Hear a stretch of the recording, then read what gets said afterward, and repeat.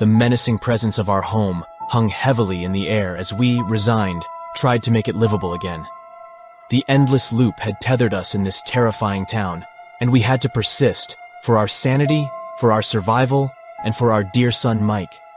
Yet, life had more horrors in store for us.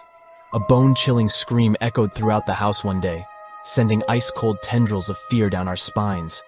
A horrid sight met our eyes as we raced downstairs.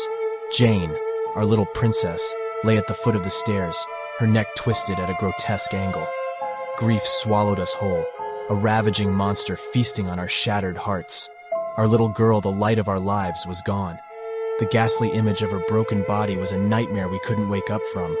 Our home had stolen another piece of our happiness, pushing us further into the abyss of despair. With heavy hearts and blurred eyes, we buried our angel next to Sandra's grave. As we lowered her tiny body into the ground, the weight of our grief threatened to pull us under. The world felt colder, our hearts emptier. Our home had become a breeding ground for sorrow and horror, our lives a chilling tale of the macabre. The sun rose the next day, its rays falling on a home filled with unbearable grief. But grief soon gave way to terror. Jane had come back. Not our innocent, sweet Jane, but a malevolent shadow of her former self, filled with a chilling, unholy wrath.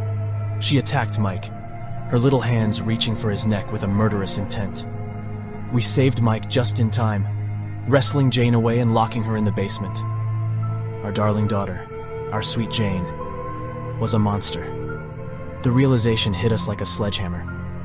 Our house wasn't just playing with our fears, it was turning our lives into a living horror story, using our love and turning it into a weapon against us.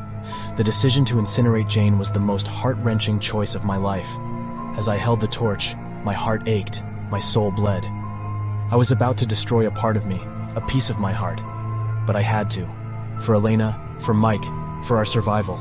We couldn't live in fear of our own daughter, our home a death trap waiting to spring its horrifying jaws on us. As the flames engulfed Jane, our tears fell like molten silver. It felt like we were burning our very souls. The world seemed to hold its breath as the fire crackled, the only sound in the deafening silence. We had to believe it was for the best.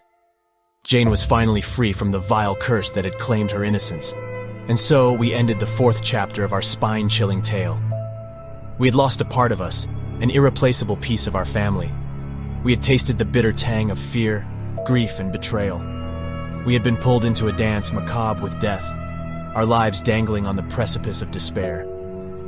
Our house had claimed another victim, its dark secret wreaking havoc on our lives.